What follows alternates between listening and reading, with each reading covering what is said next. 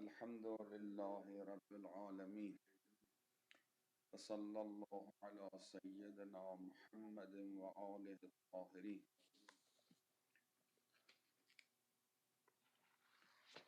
سيما بقية الله في الأرضين، واللعن على أعدائهم إلى يوم الدين.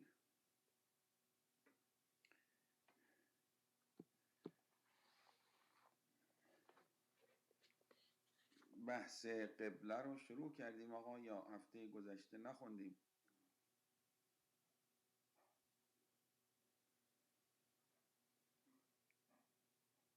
صدای من میاد آقا؟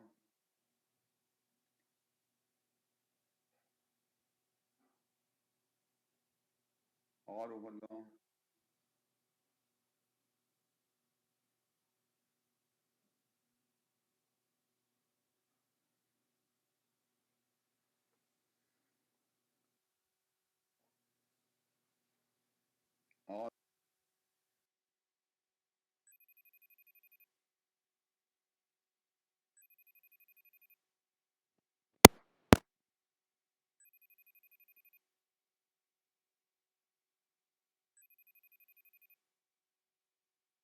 آقا صدای من میاد؟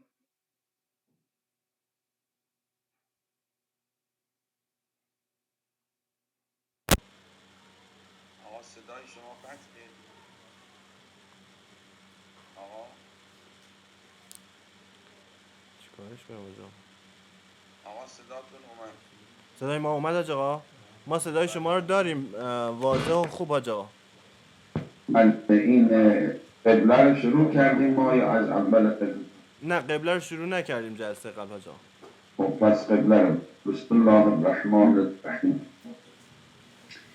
يجب استقبال القبلة في جميع الصلوات الواجبة وهي المكان الذي فيه الكعبة المشرفة. می‌فرماید یکی از شرایط صحت نماز این است که انسان نماز رو به قبله بخوانه و استقبال قبله شرطه. حالا بحث اینه که اولا قبله کجاست؟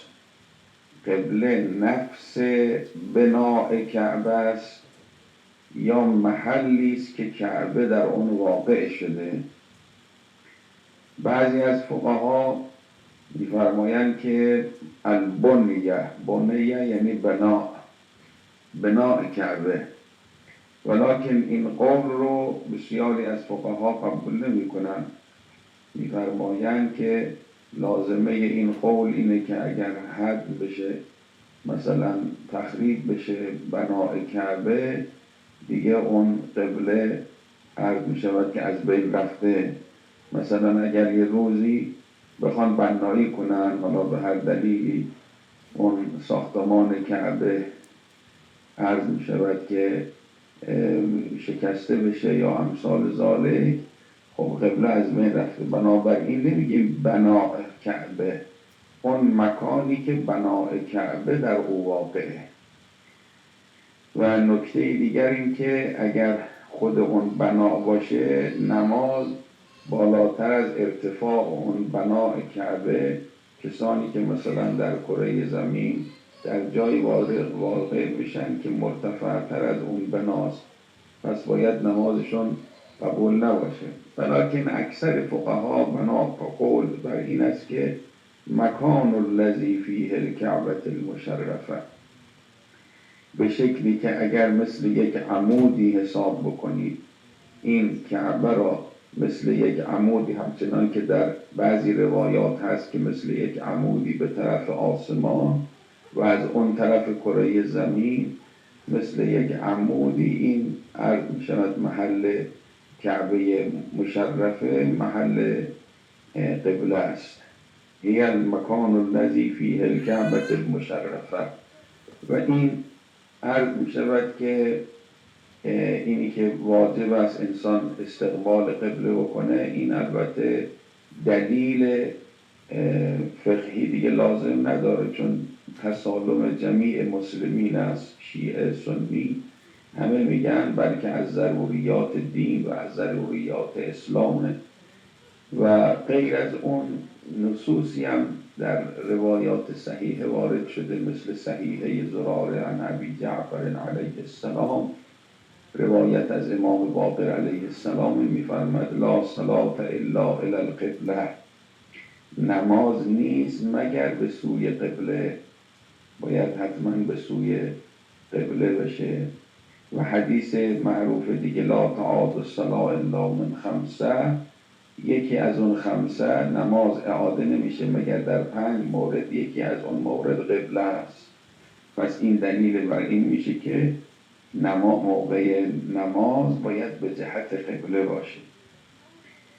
اما در مورد نافله، اینی که آیا در نماز نافله استقبال قبله واجبه یا نه، اکثرا میفرمایند که لازمه و عرض می شود که بعضی از فقها احتیاط وجوبی میکنن مثل آیت الله سیستانی، چون بعضی از روایات وارد شده که در نسبت به عرض می شود که نماز نافله به طول اطلاق وارد شده و شرطیت استقبال الی القبله رو در او ذکر نشده و بعضا حمل میکنن به نمازی که در حال راه رفتن و مشی باشه. اگر انسان در حال استقرار نماز میخونه، در جایی در مکانی که مستقر نماز میخونه، خب باید به سو و سمت قبله باشه. مثلا صحیحه یعقوب ابن شعیب میگه از امام صادق علیه السلام سوال کردم قلت یصلی و هو یمشی، میتونه نماز بخونه در حالی که راه میره، راه بره و نماز بخونه؟ قال نعم یومی ایماءن، اشاره بکنه در افعال نمازش، مثلا سرش یه مقدار حرکت بده به عنوان رکوع، بعد میفرماد که بیشتر بیاره سرشو پایین، اشاره بیشتر بکنه برای سجده، لیجعل السجود اخفض من الرکوع. میگه لازم این کلام اینه که شرطیت استقبال قبله در نماز مستحبی نیست. بله، علا ای حال نماز مستحبی است دیگه، پس چه قائل بشیم به عدم اشتراط چه قائل بشیم به اشتراط. خب البته احوط اینه که انسان در حال استقرار رو به قبله نماز عرض می شود که مستحبیشو بخوان. اما این که قبله خود بناست یا مکانی که بنا در او واقع شده، عرض می شود که ایشون در این کتاب می فرمد قول صحیح اینه که عرض می شود که خود اون عرض می شود مکان، نه اون بنا. می فرمد در بعضی از روایات هم وارده که اصلا این قول رو نفی میکنم کسانی که میگن بنا، این روایت خلاف کلام اونها رو بیان میکنه. روایت صحیح هم هست، صحیح عبدالله ابن سنان عن ابی عبدالله سأله رجل قال صلیت فوق ابی قبیس العصر فهل یجزئ ذلک والکعبة تحتی. از امام صادق میپرسه من نماز عصرم رو بالای کوه ابی قبیس خوندم. کوه ابی قبیس مشرف به مسجد الحرامه، حالا البته بریدن و هتل بالای ساختن.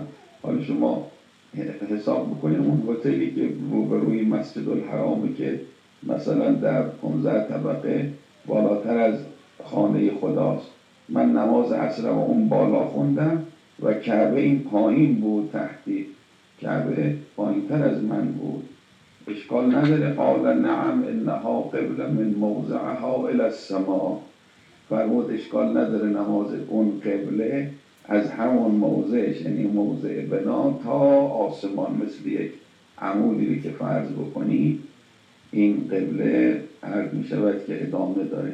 میفرماد این روایت هم اثبات میکنه که بنا قبله نیست، مکان بنا قبله است که شما عرض می شود مثل یک عمودی تا آسمان هفتم فرض بکنید.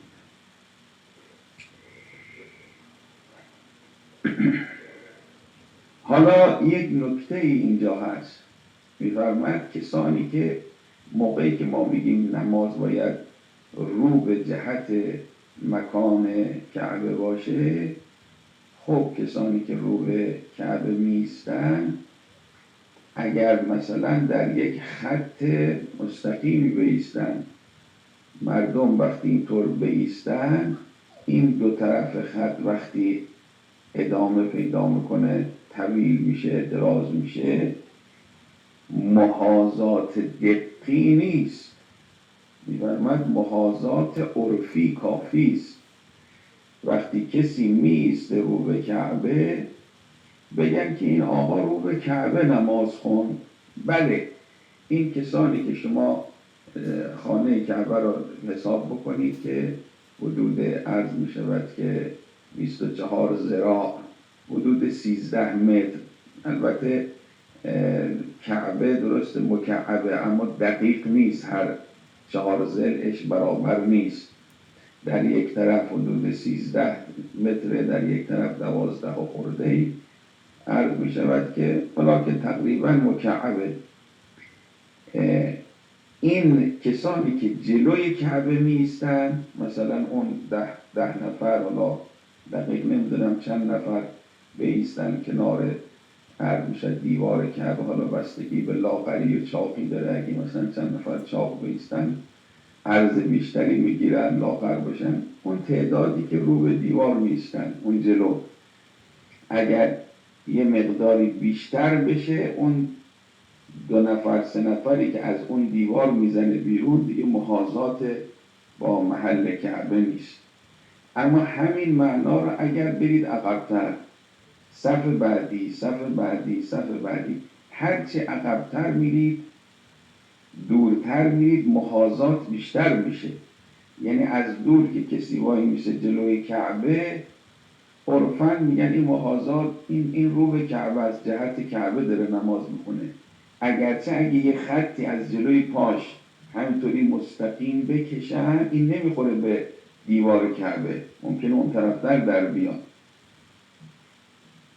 این محاذات دقی میفرماد لازم نیست. همین که بایسته بگن رو به جهت عرض میشود که کعبه نماز میخونه، قبله نماز میخونه، کافی است.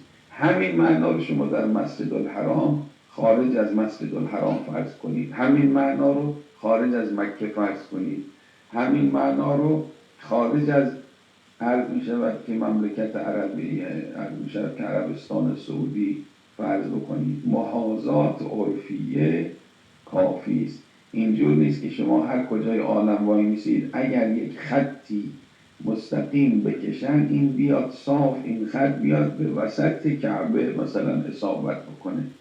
همین که بگن به جهت و به محاذات و به طرف کعبه است عرض می شود که کافی است. البته حالا عرض خواهیم کرد که دقت اون معنا به جهت کعبه باید بشه، اون دقت هایی که از نظر جغرافی و طول و عرض جغرافی و اینها در نظر میگیرن اونها باید بشه، اما دقت عقلی و دقت عرض می شود که چیزها لازم نیست، همون ملاحظه مواجهه عرفی کافی است. بله، بعد می‌فرماید من صلی الی غیر القبلة خطأ، اگر خطاً به غیر قبله نماز خوند، اشتباه کرد، فإن کان انحرافه ما بین المشرق و المغرب صحت صلاته، اگر انحراف بین مشرق و مغرب بود، یعنی در این عرض 90 درجه، در این عرض میشد که مقدار 90 درجه فرض بکنید، این دایره فرض بکنید، اگر بیش از 90 درجه شد خطایش اون نه، اون مشکل داره.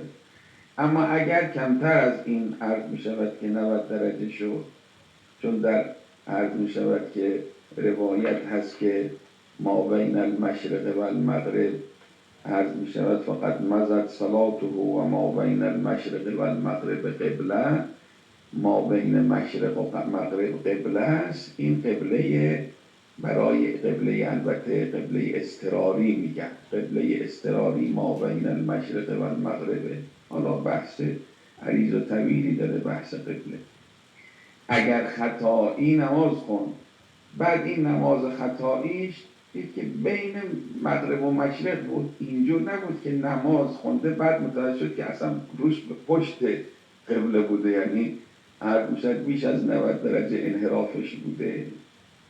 اگر بیش از 90 درجه انحرافش بوده، پشت مثلا کعبه جهت قبله نماز خونده، این باید نمازش رو اعاده کنه یا قضا کنه. اما اگر به این مقدار اختلاف بود، عرض می شود که مانعی نداره. 30 درجه، 40 درجه، 45 درجه از جهت قبله منحرف شد، مانعی نداره. و امکان اکثر، اما اگر اکثر از ما بین مشرق و مغرب بود، از این مقدار بیشتر شد اختلافش، اعاده فی الوقت، اگر در وقت اعاده میکنه. اما اگر بعد از وقت متوجه شد که اشتباه کرده، قبله رو نماز خونده، و این عرض می شود که از اون ما بین مشرق و مغرب هم بیشتر بوده، میفرماد که نه، نمازش صحیحه، مانعی نداره. مگر اینکه آقای وحید اینجا یک قیدی میزنن، ایشون به طور مطلق میگن، ایشون میگن مگر اینکه پشت به قبله کاملا نماز خونده باشه. بله، اگر مقداری انحراف از مشرق یا از مغرب بیشتر شد، بعد از خارج شدن وقت متوجه شد، مانعی نداره، نمازش صحیحه. اما اگر بعد از خارج شدن وقت متوجه شد که نه، اصلا پشت به قبله نماز خونده کاملا، اون باید هر میشد نمازش رو قضا بکنه. بله. خب حالا اینی که ما بین مشرق و مغربه چرا فقها استثناء کردن؟ به خاطر این روایت عرض می شود که وارد که صحیحه معاویه ابن عماره که انه سأل الصادق علیه السلام، عرض می شود که معاویه ابن عمار از امام صادق علیه السلام سوال میکنه عن رجل یقوم فی الصلاة ثم ینظر ما بعد ما فرغ، نمازش خوند بعد از اینکه فارغ شد، فیرا انه قد انحرف عن القبله یمینا او شمالا، بعد متوجه شد قبله اینجوریست، این به طرف راست مثلا 30 درجه 40 درجه پیچید این ور نماز خوند، یا از طرف چپ منحرف شده از قبله نمازش خونده. الان متوجه شد چیکار کنه؟ قال علیه السلام قد مضت صلاته، نمازش تمام شد، نمازش خونده. و ما بین المشرق و المغرب قبله، و بین مغرب و مشرق کلش قبله است.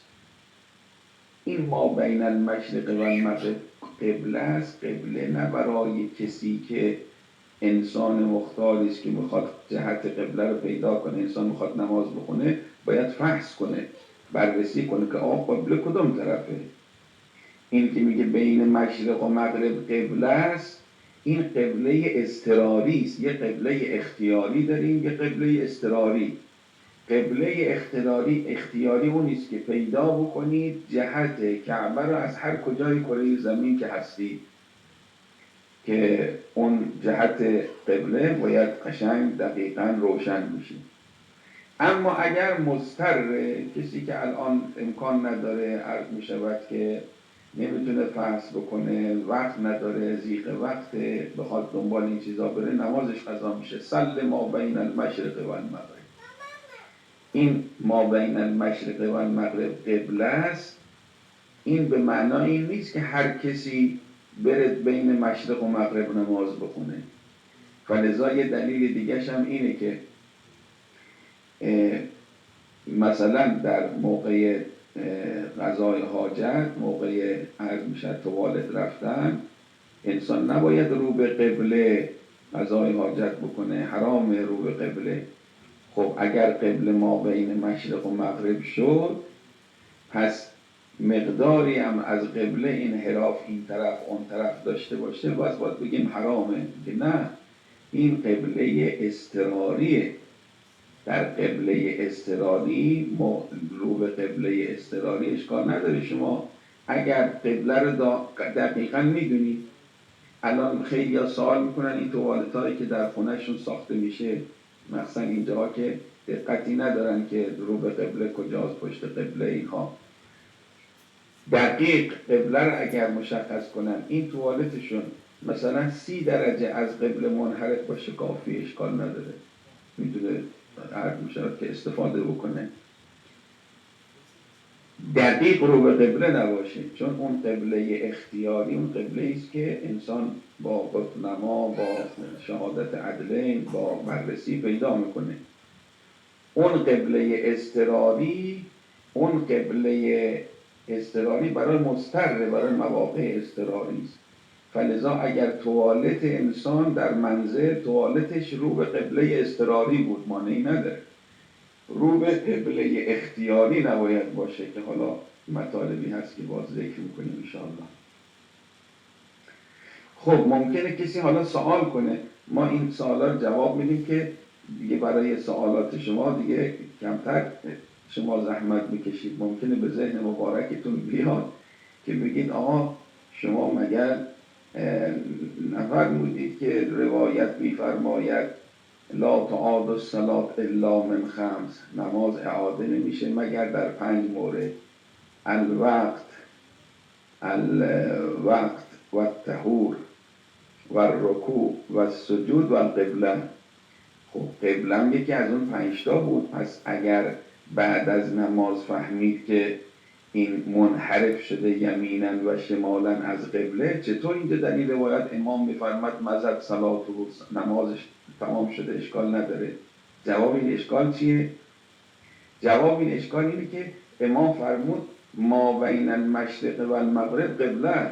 برای این آدم که به این خطا واقع شده، خطا کرده، برای این ما بین مشرق و مغرب قبله است. پس نمازش در قبله واقع شده. وقتی خارج از قبله واقع بشه باید اعاده کنه.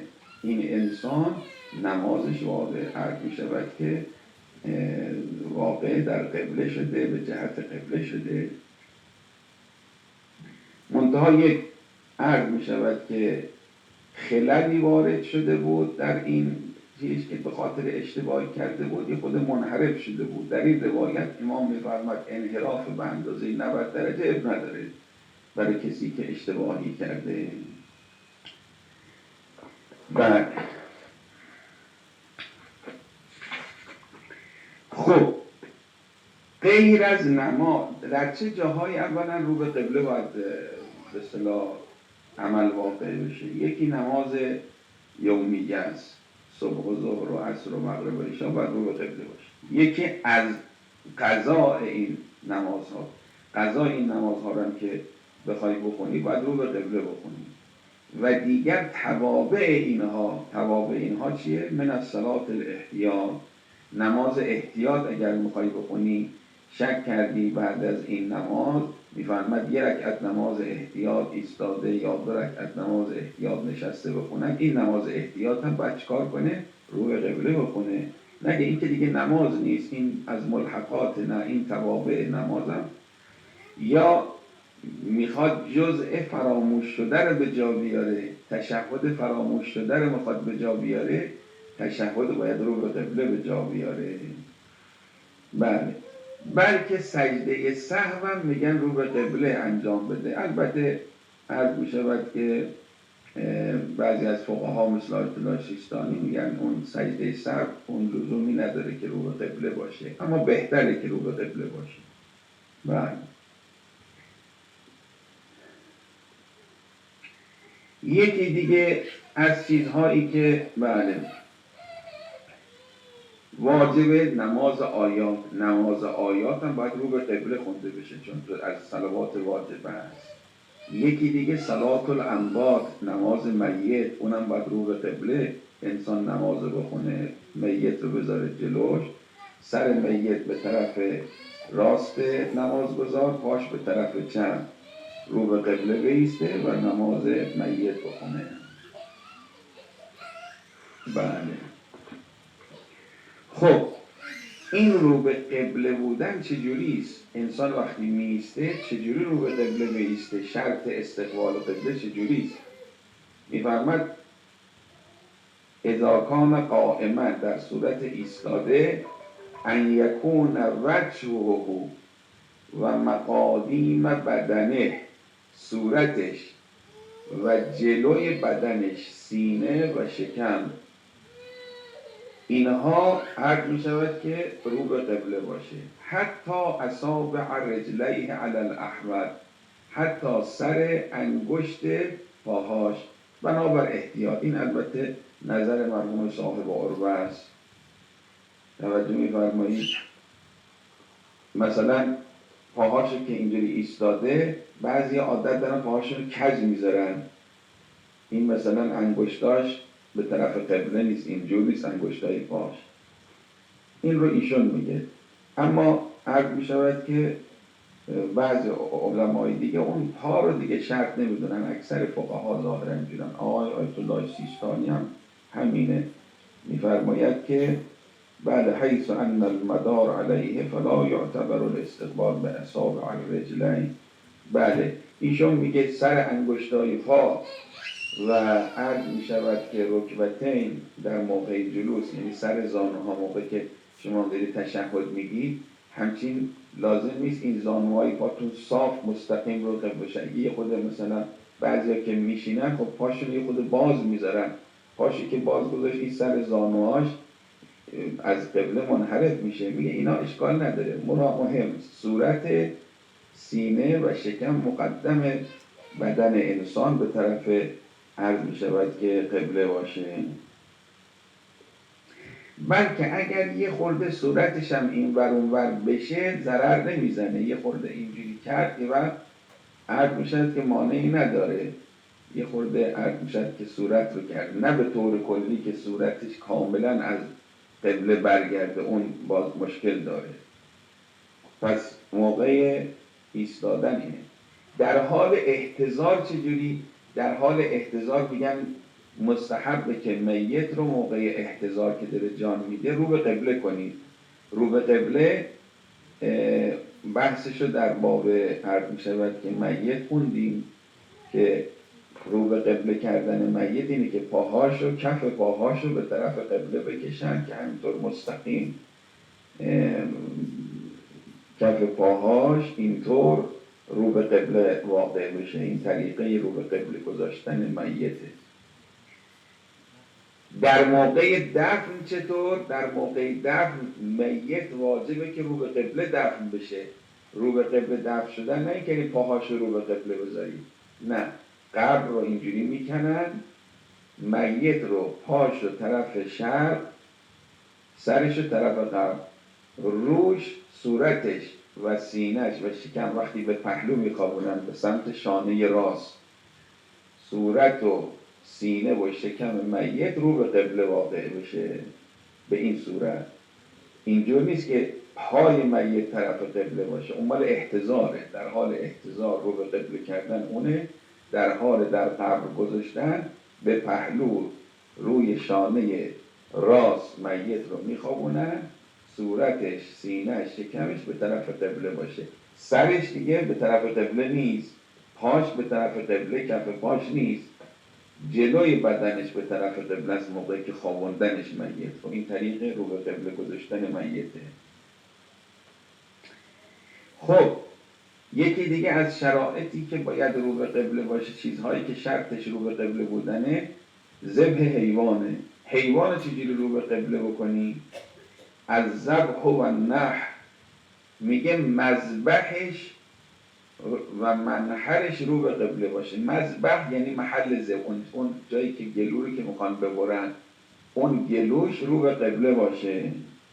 و مقادیم و بدن الحیوان، و جلوی بدن حیوان، اینم باید عرض میشود که رو به قبله باشه. آقای سیستانی اینجا میگن فرق گذاشتن، میگن فرق بین این که حیوان رو ایستاده یا نشسته بکشن یا اینکه خوابنده بکشن. اگر حیوان رو ایستاده ذبح میکنن، گاو ایستاده رو پای خودش ایستاده میخوان سرش رو ببرن، این استقبالش مثل همون استقبال انسانه. در هر دو حالت انسان میخواد رو به قبله بیسته، صورت و سینه و شکم و پاها رو به قبله باشه. حیوانم اگر ایستاده صورتش و این ارچد گلو و سینهش و اون پاهاش رو به قبله باشه. اما اگر حیوان رو میخوابونن یا سمت چپ یا سمت راست حیوان رو میخوابونن، میخوان ذبح بکنن، علل ایمن او علل ایسر، استقبال قبلش اینه که منحرش یعنی این گلوش و سینهش و شکمش رو به قبله باشه. اما صورت و دستاش و پاهاش دیگه لازم نیست رو به قبله باشه. اگه پاهاش این ور کشیدن، دستش اون ور کشیدن، صورت حیوان از قبله برگشت، مانعی نداره. این گلوش باید رو به قبله باشه. لازم نیست یکی هم موقعی که میخوان گوسفند رو ذبح کنن یا گاو رو ذبح بکنن خوابوندنش، یکی هم بیاد کله گوسفند رو بگیره رو به قبله نگه داره که این حیوان بربر میکنه و اینها، این کلش هم رو به قبله نگه دارن. نه، لازم نیست. همون فقط منحرش وقتی قصاب دستش میذاره که اینجا رو ببره، اینو رو به قبله نگه دارن اگر حیوان رو خوابوندن. خب موقعی که میخواد قضای حاجت بکنه، انسان میخواد دستشویی بره در حال تخلی، حرام است انسان رو به قبله یا پشت به قبله عرض می شود که قضای حاجت بکنه، توالت بره. البته آیت الله سیستانی احوت وجوبی میگن، احتیاط وجوبی که باید چنین نباشه. خب این به این معناست که مقادیم بدنه، یعنی عرض می شود که سینه و شکم و عورتش طرف قبله نباشه. اما اگر سینه و شکم و عورت طرف قبله نیست اما صورتش رو طرف قبله بگیره، مانعی نداره. سینه و شکم و عورت طرف قبله نباشه. این به این مقدار عرض می شود که بعدم میفرماد لا فرق فی الحرم بین الابنیه و السحاری. بعضی از فقها گفتن که اگر در بنا بود مانعی نداره، مثل قول سنی ها میگم در بنا، در ساختمون و آپارتمان اینا اشکال نداره، اما تو صحرا اگر خواستی قضای حاجت کنی باید رو به قبله نباشه. میفرمان نه فرقی بین بنا و صحرا و اینها نداره. قبله منسوخ چی؟ قبله‌ای که منسوخ شده مثل بیت المقدس مانعی نداره اگه رو به بیت المقدس بود، چون این قبلا قبله بوده اما الان دیگه قبله نیست، مانعی نداره. بله. بعدم میفرماید که موقع استنجا هم احوت وجوبی اینه که رو به قبله نباشه. یعنی بعد از اینکه قضای حاجتشو کرد، بول تمام شد، قائد تمام شد، حالا میخواد خودشو بشوره. بعضی ها مثلا رو توالت که میشینن کارشون که تمام میشه میرن مثلا زیر دوش خودشونو بشورن. زیر دوش که میخواد خودشو بشوره، میخواد استنجا کنه یعنی خودشو تطهیر بکنه، باز باید رو به قبله نباشه. در موقع استنجا یعنی تطهیر کردن، نگه که خب من دیگه کارم قضا حاجتم تمام شد، حالا دیگه میخوام خودم رو زیر دوش بشورم، دیگه حالا لازم نیست رو به قبلم بود، اب نداره. نه، موقع شستن عرض می شود که محل بول و قائد باید رو به قبله نباشه. بله. و صلی الله علی محمد و آله. حالا اگر سوالی دارید بفرمایید شروع کنیم. بعد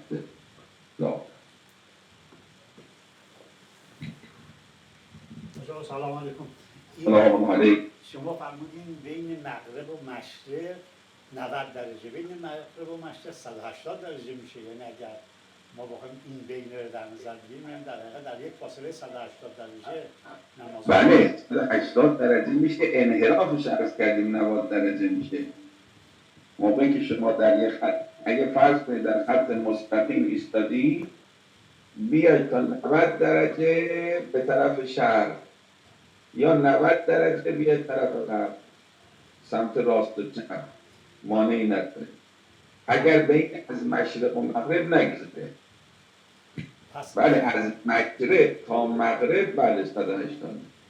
پس با این حساب حاج آقا ما در حقیقت 90 درجه از قبله میتونیم به سمت راست، 90 درجه به سمت چپ اختلاف داشته باشیم، نه 45 درجه و 45 درجه. ببینید در صورتی که این حالت عرض کردم اضطرار، در حال اضطرار، در حال خطر که این مثالی که ما زدیم، نه در حال اختیار، در حال اختیار بیش از حدود 35 درجه اختلاف رو اشغال میکنن. شما عمدن 30 درجه بیشتر از قبله منحرف میشید، نمیشه. متشکرم.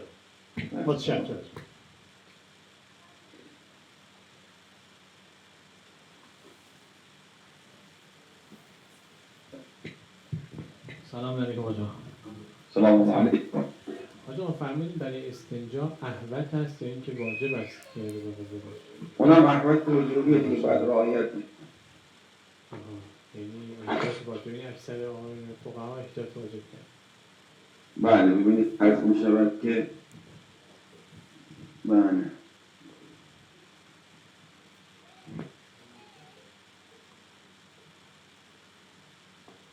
بله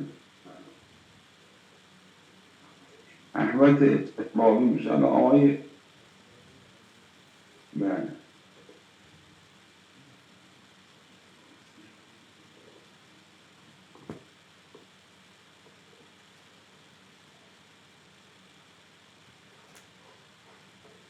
بله ظاهرا آیت الله سیستانی احوط وجوبی نداره، احوط استحبابی دارن برای استنجا.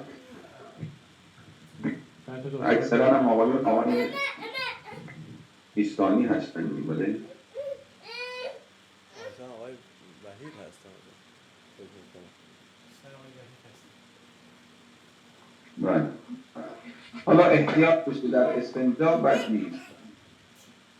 بله آقا سوال دیگه خدمتتون داشتم، این موقع ذبح یک حیوان این در تمام طول ذبح باید رو به قبله بمونه؟ مثلا فرض کنید اگر دقیقاً تا قبل از لحظه اینکه شروع بکنم به بریدن گلوی این حیوان در حال خوابیدن باشه، مثلا همون سه موضعی که شما فرمودید که منحر و شکم و سینه رو به قبله است، ولی به محض اینکه کار رو شروع کردن بریدن گلو، این حیوان دست پا زد و این مواضع خارج شدن از جهت قبله، اون وقت حکم چی میشه؟ نه ببینید موقع ذبح یعنی از وقتی که چاقو بسم الله رو میگه چاقو رو میذاری این چارک رو میبره به اندازه چند ثانیه میشه، دقیقا نمیرسه، نیم دقیقه مثلا فرض کنید، نیم دقیقه یا 1 دقیقه. اون حین ذبح، نه قبل از ذبح یا بعد از ذبح. ذبحش کرد موقعی که هنوز ذبحش نکرده یا بعد از اینکه ذبحش کرد، اونا دیگه شرط نیست بعداً منحرف شه. این رگو که برید و تمام شد کار تا آخر رفت، بعد حالا این حیوان تکون بده خودشو این طرف اون طرف بزنه مانعی نداره. اما حین بریدن، حین ذبح، حین نحر، در اون حین، در اون هنگام. دست شما در سلامت. میبخشید یه سوال کوچیک من از خدمتتون داشتم. اون مواردی که فرمودین که استقبال قبل لازمه شامل مثلا سجده واجب بر آیات قرآن نمیشه، درسته؟ نه خیر نه. اون توابع نماز نیست. بله بعد ارزم خدمتتون که این تو این مرغ هم که میخوان ذبح کنن رو به قبله باشه، چون معمولا یا از پا آویزونش میکنن یا اینکه به قول معروف سرش رو از یه قفسی میارن بیرون. این دو حالت دوباره اون دو حالتی میشه که اطلاع سیستانی فرمودن، یعنی اگر مثلا سرش از قفس بیرونه و قطع میشه توسط دستگاه یا اون فردی که ذبح میکنه، باید روی اون حیوان به قبله باشه. بله. ولی اگر آویزونه به قول معروف همون گردن و شکمش. البته در مورد طیور آسان‌تره، همون که عرفاً بگن رو به قبله کشته شد اینها عرض می شود که کافیه. البته نکته دیگه هم یادم رفت بگم، بعضیا شرط میدونن خود زابه هم رو به قبله باشه، اما این شرط رو خیلی از فقها عرض می شود که لازم نمیدونن که زابه هم رو به قبله باشه. بله، حالا ممنونم. نگاه بکنیم. بله بله، زابه لازم نیست، زابه لازم نیست رو به قبله باشه. خب بحث اخلاق رو بگیم. بفرمایید آقا. بسم الله الرحمن الرحیم. یکی از بحث های مهمی که علمای علم اخلاق معنا میکنن، مطرح میکنن و خیلی به اون اهمیت میدن در باب تهذیب نفس، مسئله غفلته که یکی از صفات رذیله اخلاقی است که انسان دچار این معنا میشه. غفلت یک حالتی است که اگر برای انسان حاصل بشه این ممکنه خیلی چیزها رو از دست بده. همچنان که در امور مادی گاهی میبینید که یک انسانی که سالها زحمت کشیده، در امور اقتصادی یک لحظه غفلت ممکنه سرمایه یک عمرش رو به باد بده. شما میبینید یک لحظه غفلت میکنه، آتش از دستش میفته، خانه‌ای با آتش کشیده میشه، سرمایه‌ای از بین میره، یک غفلت. در امور معنوی هم همینطوره. گاهی یک عمری انسان در سبیل طاعت و بندگی خدا گام برمیداره، اما یک لحظه غفلت یک مرتبه انسان رو دگرگون میکنه، روح انسان رو آلوده میکنه، ایمان انسان رو از بین میبره. فلذا میفرمان خیلی باید دقت بکنه انسان که این غفلت وارد قلبش نشه، وارد روحش نشه. حالا آیات و روایات بخونیم که ببینید در قرآن و در روایات چقدر مسئله غفلت مهم عرض می شود که قلمداد شده. در سوره مبارکه اعراف آیه 100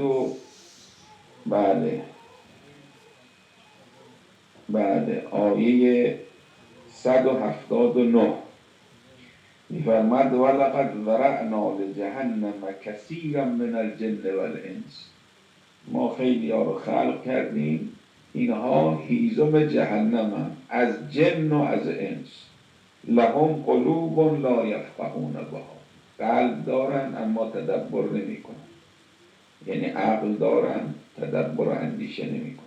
اعین لا یبصرون بها، چشم دارن ولی نمی بینن. و لهم آذان لا یسمعون بها، گوش دارند ولی گوش شنوا نیست، نمی شنوند. اولئک کالانعام، اینها مثل چهارپاها هستند، مثل حیوانها هستند. بل نه، هم اضل، اینها گمراهتر از حیوانند. چرا؟ چون حیوان که دیگه روح بلند انسانی و معنوی نداشت، حیوان برای همون حیوانیت خلق شده بود، اما این انسان با داشتن چنین سرمایه عظیم انسانی رفت به طرف حیوانیت. خب این بدتر از حیوانه. بل هم اول، بعد آخر می‌فرماد اولئک هم الغافلون، اینها غافلند. این اثر وضعی عمل غفلت. غفلت با انسان چه میکنه؟ یعنی در این آیه عامل اساسی شقاوت انسان غفلت قلمداد شده. یه نکته در ابتدای آیه است، ممکنه بعضی به ذهنشون بیاد که آقا ولقد ذرأنا لجهنم، ما خلق کردیم برای جهنم این جن و انس را. خب این یعنی حالت جبری است. خدا بعضی ها این گونه قرار داده که اینا هیزم جهنم هم دیگه، اینا آدم های غافلی هم. پس این حالت جبری داره. جواب این اشکال اینه که نه، خداوند اینی که میفرماد زرعنا لجهنم، یعنی ما عالم خلقت رو اینجوری خلق کرد، این گونه خلق کردیم. عالم خلقت، عالم تکوین اینه که این انسانی که عقل دارد، شعور دارد، چشم دارد، گوش دارد، از این مواهب الهی استفاده نمیکنه، این جاش در جهنم. یعنی هر کس، این باز اختیار انسانه، این انسان مختاره، میتونه خودش در این عالم تکوین جوری قرار بده که هیزم جهنم نشه، از این مواهب الهی استفاده کنه. اگر استفاده نکنه، خدا این گونه خلق کرده، هر کس این مواهب و زیر پا بگذاره زرعنا لجهنم، اینها عرض می شود که مسیرشون مسیر جهنم. ولذا این جوابی که عرض میکنم در بسیاری از آیات، وقتی اینو در نظر میگیرید، بسیاری از آیات که بعضی چیزها نسبت به خدا داده میشه، خدا اضله الله علی، خدا گمراه کرد، خدا چنین کرد، خدا اینها رو برای آتش خلق کرد، خدا، همه اینها برمیگرده به نظام تکوین. یعنی خدا این تکوین رو این گونه خلق کرد که اگر کسی مواهب الهی رو زیر پا بگذاره و استفاده نکنه، نتیجهش کنه. خدا این گونه خلق کرد اگر کسی راه غفلت رو بره، غفلت منجر به اون بدبختی و شقاوت میشه. این به این معنا نیست که جبر نیست، خدا این گونه خلق کرده. خدا نظام جاذبه زمین رو قرار داده. نظام جاذبه زمین میگه شما اگر از بالای بلندی خودتو پرت کردی رو زمین بیفتی، دست و پات میشکنه، خیلی مرتفع باشه از بین میری. این نگه که خب پس خدا کشته اینو، نه، خدا این نظام تکوین رو قرار داده، ولیکن این به اختیار توست که خودتو از بالا بیاندازی یا نیندازی. از این جاذبه زمین خوب استفاده بکنی، از این نظام تکوین خوب استفاده بکنی. حالا بحثای زیاد دیگه هم هست که همین یه جواب کافی. در آیه دیگه سوره مبارکه انبیا آیه 97 می‌فرماید واقترب الوعد الحق فاذا هی شاخصة ابصار الذین کفروا یا ویلنا قد كنا فی غفلة من هذا بل كنا ظالمین. اقرار اهل جهنم در این آیه است که میگه علت جهنمی شدن ما ظلم به نفس کردیم، همون جوابی که ما در اون آیه اول عرض کردیم از اون اشکال. خودمون چنین کردیم. وقتی اون وعده میاد، چشمهای اینها مثل که داره از حدقه در میاد، فاذا هی شاخصة، اینها چشمهاشون، این اهل کفر الذین کفروا، نگاه میکنن عذابو که میبینن میگن یا ویلنا قد كنا فی غفلة، ای وای که ما در دنیا اهل غفلت بودیم، ما خودمون از ماست که بر ماست، خودمون کردیم، خودمون در غفلت بودیم و از غفلت عرض میشود که بیرون نیامدیم. در آیه دیگه میفرماید در بله سوره مبارکه کهف آیه 28 واصبر نفسک مع الذین یدعون ربهم بالغداة والعشی، ای رسول ما با کسانی باش که صبح و شام به یاد خدا هستند، یدعون ربهم بالغداة والعشی یریدون وجهه، فقط دنبال وجه الله هم. ولا تعد عیناک عنهم، چشم از اینها نگیر، برو سراغ اون کسانی که ترید زینت الحیات الدنیا، اینها دنبال حیات دنیا هستند. ولا تطع من اغفلنا قلبه عن ذکرنا، دنبال اون کسانی نرو که ما غافلشون کردیم از ذکرمون، یعنی اهل غفلت از ذکر ما هستند. و تبع هواه و کان امره فرطا، کسی که دنبال هوای نفس رفت و افراط در کارها کرد. اینم باز ممکنه کسی به ذهنش یه اشکال بیاد، من اغفلنا قلبه یعنی چی؟ خدا میفرماد ما غافل کردیم قلبش را از ذکرمون. یعنی خدا کسی رو غافل میکنه، جوابش باز همینه. انتهای آیه چی میفرماد؟ و تبع هوا، یعنی اون کسی که دنبال هوا رفت و کان امره فرطا شد، دنبال افراط و تفرید رفت، دنبال هوای نفس رفت، اثر هوای نفس و رفتن دنبال این مسائلی که غافل از خدا میشه. اینه که خدا نسبت به خودش میده، یعنی به عنوان عقوبت الهی برای این هاست. خدا این گونه قرار داده کسی که دنبال هوای نفس و مسائل افراط و تفرید در امور مادی دنیا رفت، این از ذکر خدا غافل میشه. و کسی که از ذکر خدا غافل شد، چنین بدبختی و نکبتی گریبانگیرشه در دنیا و آخرت. توجه می‌فرمایید؟ باز اینا همه برمیگرده به اون نظام تکوینی که خدا قرار داده. انسان میتونه خودش رو، عرض میشود که از این حالت در بیاد. آیات زیاده. آیه 7 و 8 سوره مبارکه یونس هست، غفلت عن آیاتنا هست. عرض میشود که سوره روم آیه 7 هست و آیات زیادی هست. عرض میشود که سوره اعراف آیه 146 هست که اینا همه عرض میشود که دلالت بر این دارد که کسانی که دچار غفلت بشن، غفلت مرض مهلکی است برای انسان. این غفلت بیچاره میکنه انسان رو، سبب تکذیب آیات پروردگار میشه و امثال ذالک. حالا یک سوال ممکنه کسی به ذهنش بیاد، بگه آقا غفلت یک امر قلبی است که در اختیار انسان نیست. انسانی که غافل میگه آقا غافل شد. غافل یعنی چی؟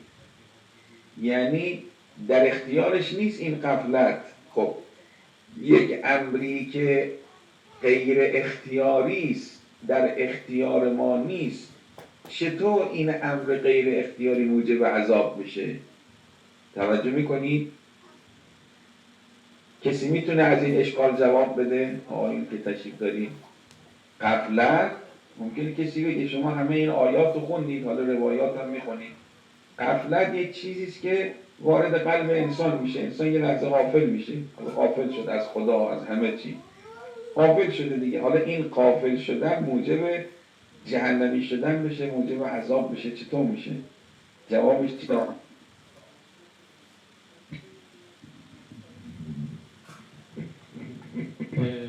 سلام علیکم. این دلیلش این نیست که یک عملی رو مرتکب شدن که این غفلت نتیجه اون عمله و در حقیقت به خاطر اون عمله که این غفلت گریبانگیر شد. یعنی بفرمایید که احسنتون، یعنی عملی که اون عمل موجب غفلت بشه، همون که الان چند دقیقه قبل عرض کردم، خوب دقت کنید، گفتیم پشتش فرمود و تبع هوا و کان امره فرطا. گاهی بعضی از غفلت دست ما نیست، ولی اختیاری نیست، انسان یه مرتبه غافل میشه، غافل شده، اما مقدمات غفلت دست ماست. چه کردم که غافل شدم؟ رفتم دنبال هوای نفس، رفتم دنبال افراط و تفرید. فلذا این کسانی که غفلت میکنن در دنیا ها، حالا کار به آخرت نداریم، در دنیا بعضیا غفلت میکنن، یه کارهای ناشایسته انجام میدن، مردم اینا رو مذمت میکنن، عقلای دنیا. بابا چرا غافل شدی؟ چرا غفلت کردی؟ مثلا غافل شد بچهش افتاد، مثلا یک جا دست و پا شکست، غافل شد بچهش در استخر افتاد، عیاذ بالله، مثلا مشکلی پیش اومد، مشکل اقتصادی پیش اومد، مشکل جانی پیش اومد، اینو مذمتش میکنن، میگه آقا من غافل میکنم. چرا غافل شدی؟ این غفلت درست اختیاری او نبود، اما میگن مثلا ای خانم تو چرا هی رفتی با این بغل دستی با اون یکی هی صحبت کردی، حرف زدی، بچه غافل شدی از بچه. چرا رفتی مثلا سراغ فلان چیز، هی حرف زدی، چیکار کردی، مشغول تلویزیون شدی، مشغول نمیدونم زیاد اخبار نگاه کردن و رفتن به کامپیوتر و رفتن به چی، غافل شدی از چی؟ یعنی اون مقدماتی که شما، آخرت هم همینطوره، اون غفلتی که خدا رو انسان به فراموشی میکشه، انسان موجب میشه انسان رو بکشه به طرف فراموشی از رب العالمین، اون مقدماتی است که و اون رفتن به طرف عرض میشود که هواها و هوسها زیاد غوطه‌ور شدن در مسائل مادی انسان رو غافل میکنه. خب عرض میشود که روایات چی میفرماید راجع به غفلت؟ در یک روایت، بله این روایت در ارشاد القلوب جلد 1 وارده که در معراج، شب معراج رسول اکرم وقتی به آسمان معراج کرد، خداوند یه خطابی به ایشان فرمود. ببینید مسئله چقدر مهمه که در اون ملاقات خصوصی خدا پیغمبر با خداوند که به معراج رفته این مسئله مطرح شده. سمع الخطاب الالهی یقول یا احمد، خطاب به پیغمبر خدا فرمود انت لا تغفل ابدا، مبادا تو غافل بشی، من غفل عنی، اینو بدان کسی که غافل از من بشه، غافل از خدا بشه، لا ابالی به ای وادن هلک، هیچ ابایی ندارم که از چه وادی، از چه راهی هلاک میشه، یعنی همه راه های هلاکت به سوی او باز. کسی که غفلت از خدا، یعنی این نکته مهمی است که خدا در شب معراج به پیغمبرش بیان. امیر المؤمنین علیه السلام می‌فرماید الغفلة اضر الاعداء قرر الحکم، پرضررترین دشمن غفلت. دنبال دشمنت میگردی، دشمنت در خودته. غفلت اضر الاعداء. باز عرض می شود که روایت دیگه در از همین قرر از امیر المؤمنین میفرماد الغفلت تکسب الاغترار و تدنی من البوار. غفلت موجب عرض می شود که گول زدن انسان و مغرور شدن انسان و به هر هلاکتی واقع شدن انسان. یعنی غفلت چنین خطر عظیمی است. الغفلت، باز از امیر المؤمنین، الغفلت ضلال النفوس، موجب گمراهی مردمان غفلت، و عنوان النحوس، هر نحسی، هر نحوستی در زندگی مادی و اخروی پیدا میشه ریشش غفلت. توجه فرمودید؟ چون اونی که موجب نجات انسانه در دنیا و در آخرت تفکر، تدبر، اینهاست. غفلت میاد انسان رو از تفکر و تدبر میاندازه. انسانی که غافله انسانی است که فکر نمیکنه، تدبر نمیکنه.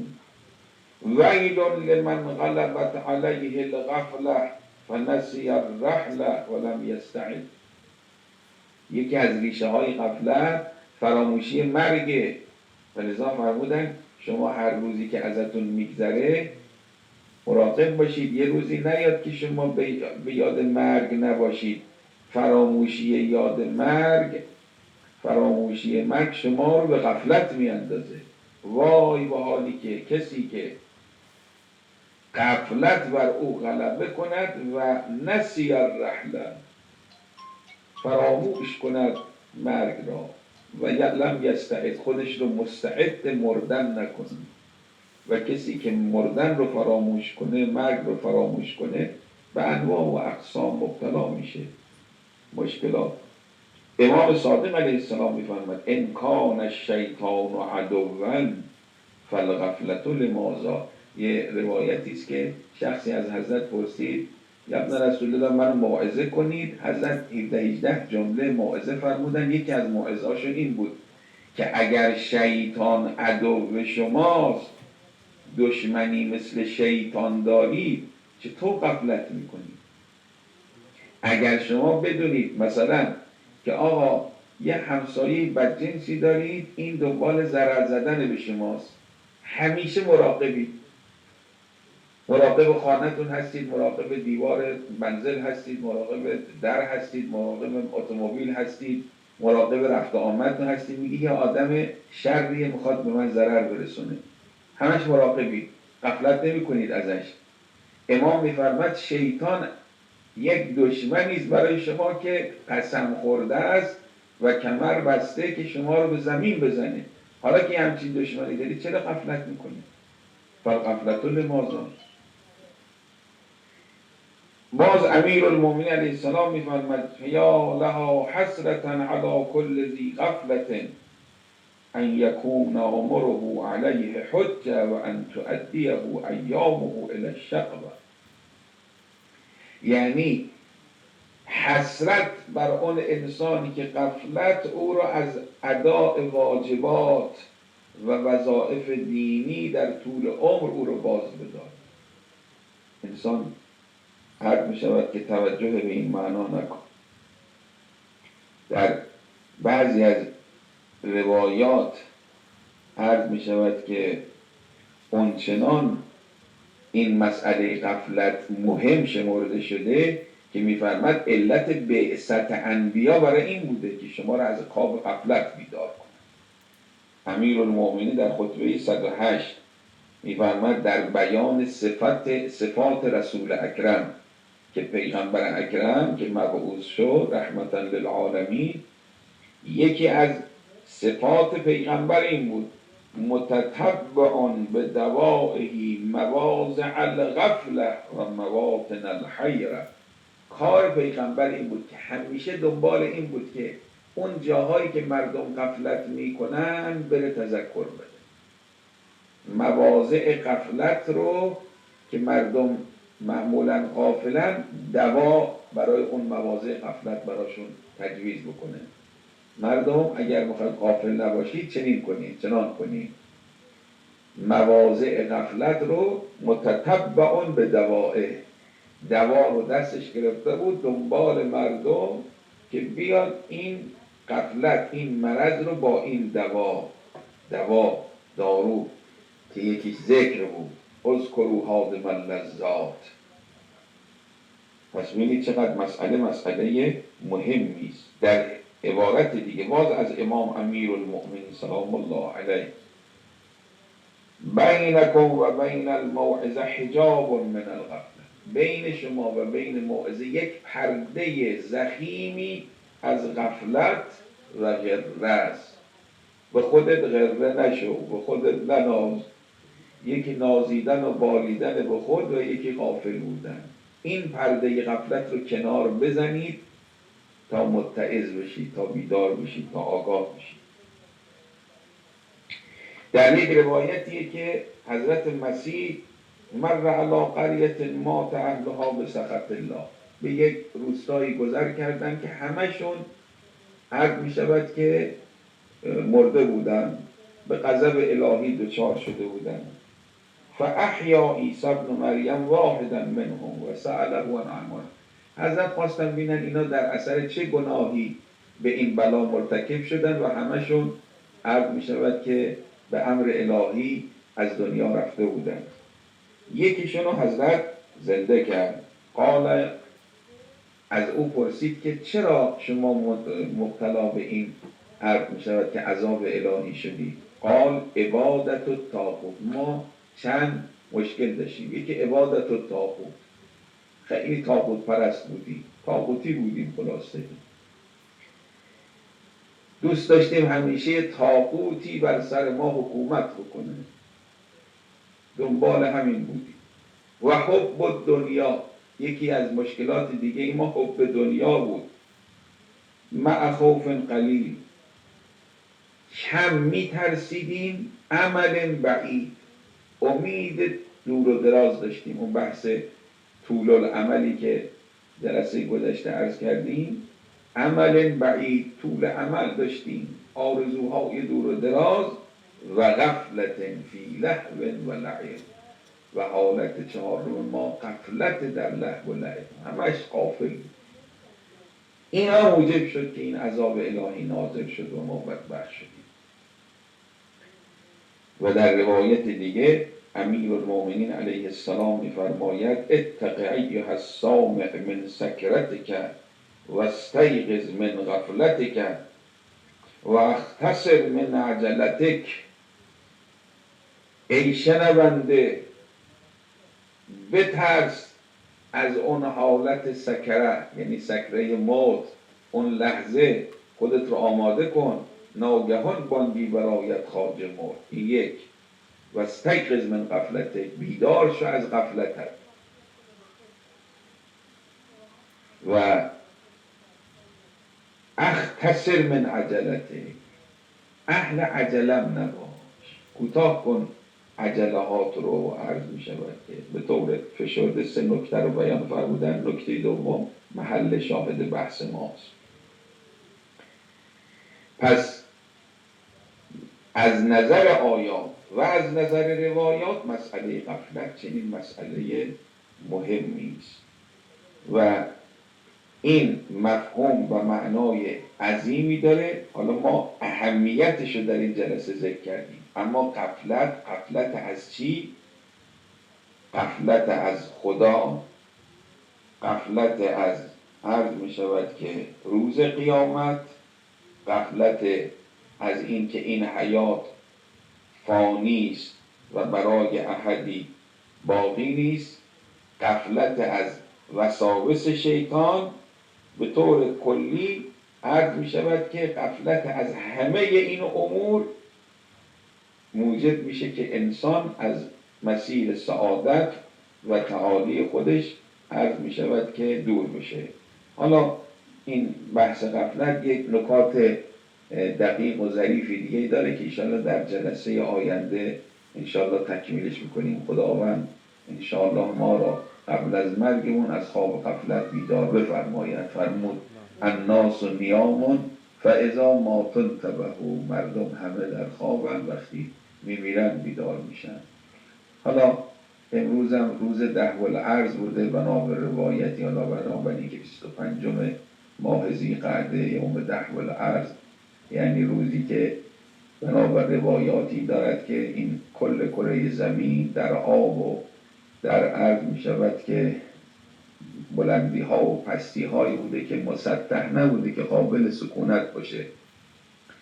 اول جایی که از کره زمین بارز شد عرض می شود که مکه مکرمه بود و از تحت مکه همه اون عرض می شود که زمین بست داده شد و مسطح شد به شکل فعلی که حدود 1/3 کره زمین که عرض می شود که خشکی باشد و اینها. فلذا مکه رو ام القری میگن، مادر همه قری، مادر همه زمین ها، سرزمین ها، چون در این روایات داره که از اونجا بست زمین حاصل شد، از تحت عرض می شود که اون نقطه خاص.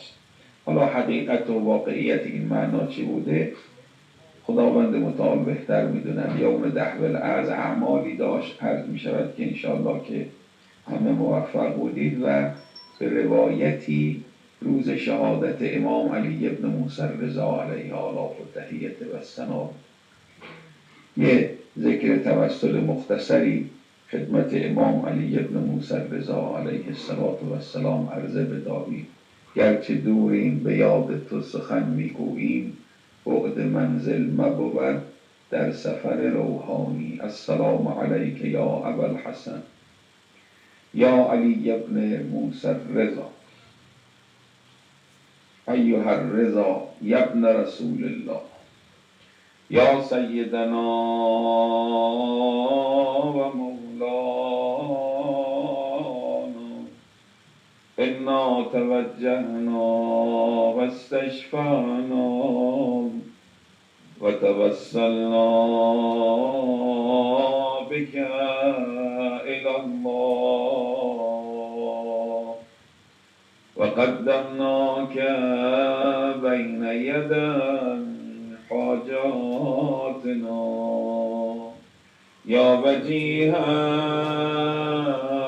عند الله اشفع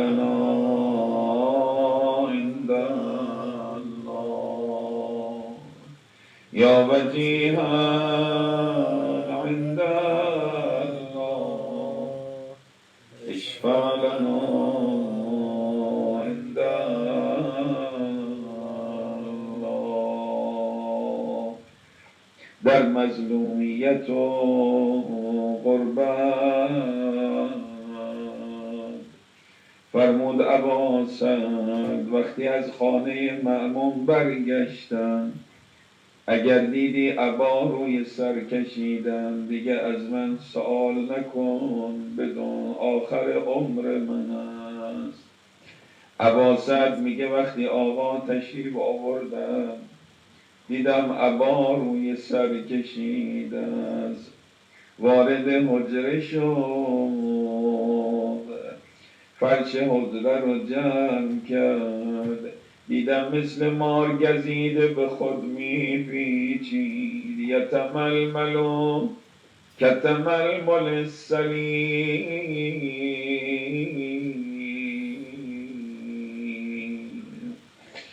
صدا میزد میوه دلم جوادم، میوه دلم تقی جان. طولی نکشید دیدم آزاد امام جواد تشریف آورد، نشستن روی زمین، سر عزیزشون روی زانو گرفتن. آرزوی هر پدر اینه لحظه آخر سر به دامن پسر از دنیا بره.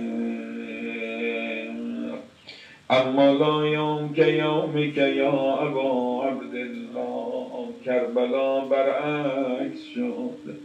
عوض این که پسر بیاد پدر آمد، جلس علی تراب، روی زمین نشست عزیز فاطمه، و وضع سو فی حجره، سر علی رو زانو گذار، ثم قال یا ولدی یا علی على الدنيا بعدك العفو.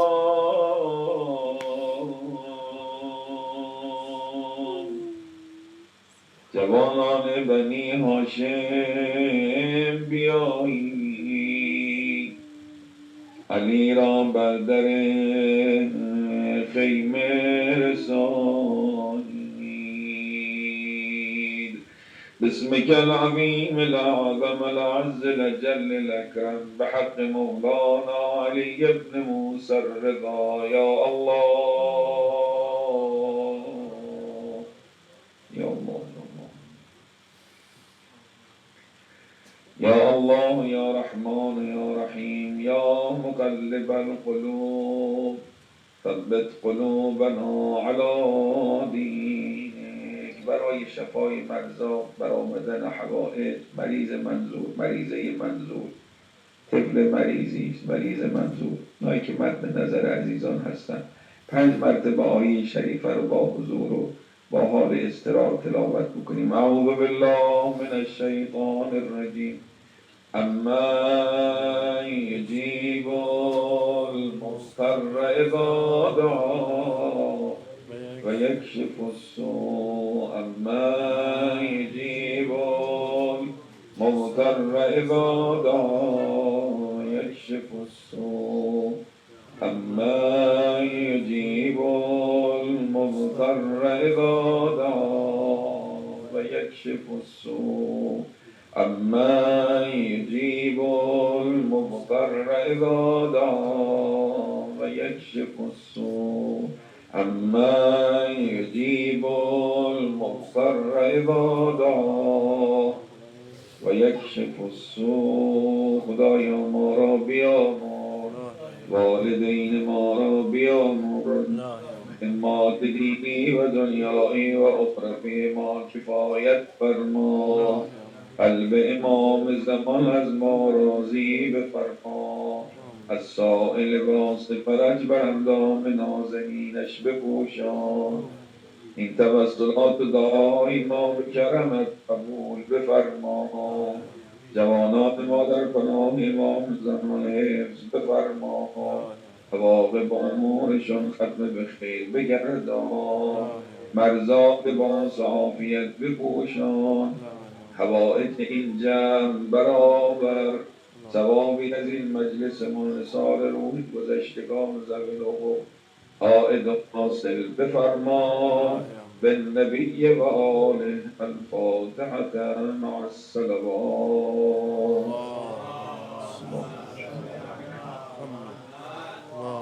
از همه عزیزان خداحافظی میکنم. خدا. حاج آقا میخواستم ببینم بله. هفته آینده 8:30 برای جناب عالی اگه مناسب باشه 8:30 بذاریم، چون از آن خیلی زود شروع میشه. بقیه دوستان مانعی نداره حاضر. خیلی- اگر همه آماده باشن خیلی متشکرم. همون 8:30 8:30 میشه. ممنونم. التماس خداحافظ. خداحافظ.